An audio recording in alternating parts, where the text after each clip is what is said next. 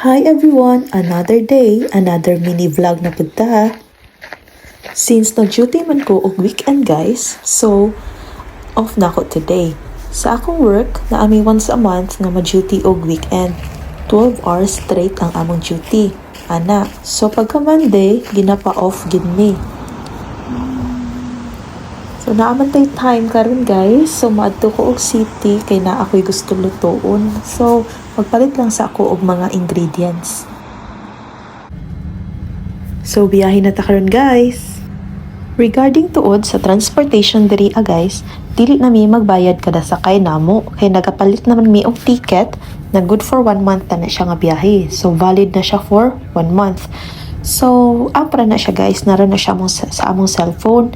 Gina-check ra na siya pag na-eye control. Then ang kanang control guys, dili na siya everyday naga-check, pero let's be honest po guys, no, kailain po kayo di mo bayad. So kung pag-check nila guys nga wala kay tickets or wala ka anang sa app guys, grabe pong multa nga imo mabayaran. So ang ticket siguro nga valid for 1 month is equivalent na siya for 3,000 kapin sa Pinas. So bisan kapila pa mi mo biyahe sulod sa isa ka bulan, okay na kaayo guys.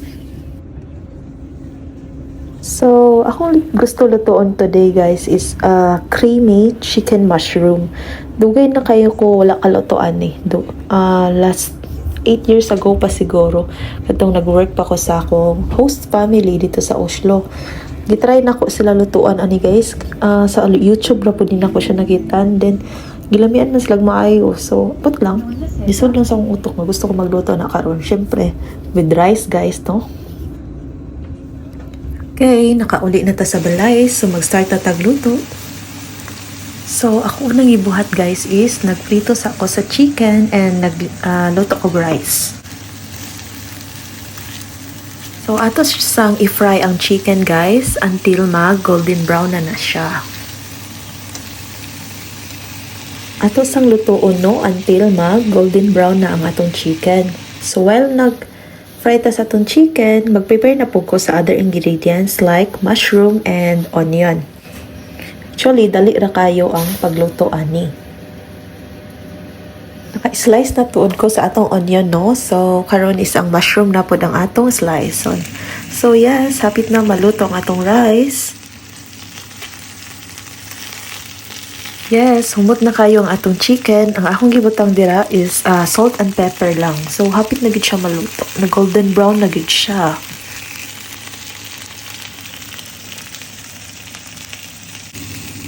So, na golden brown naman ang atong chicken. Ato siya siyang i-set aside. Then, ang atong lutoon na pod karon is ang atong sauce with mushroom. So first guys, ang butter para mas creamy gyud.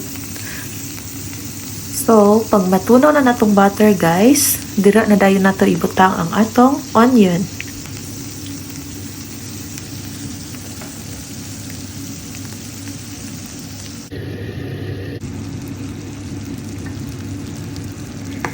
Grabe kahupot sa atong onion guys.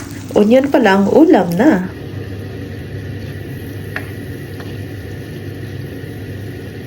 Ato na dayon ibutang ang atong mushroom.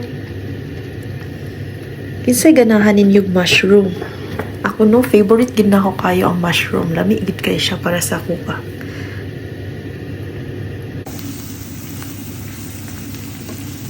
Kung masimutan pa lang ninyo akong luto guys, no? Wow, grabe kay kahumot guys. Mushroom ug onion pa lang na ha, wala pa siya nahuman.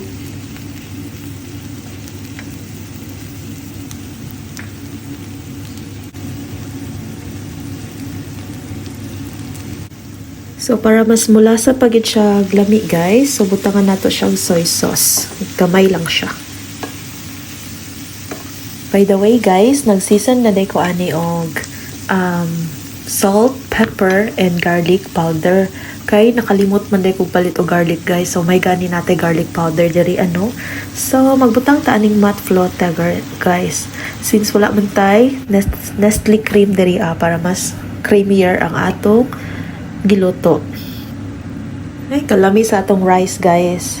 Actually, diri mga 3 times a week na siguro ko maka-rice. Then once a day lang ko mag-rice. Pero okay lang guys, naanad na pug ko. Okay, nag-creamy na gid kaayo ang atong mushroom, no? So ato nang ibalik ang atong chicken nga atong gi-fry kagaina. Wow, lami kay siya tan-awon. Oh, guys, swear guys, grabe kahumot kaayo sa atong giluto.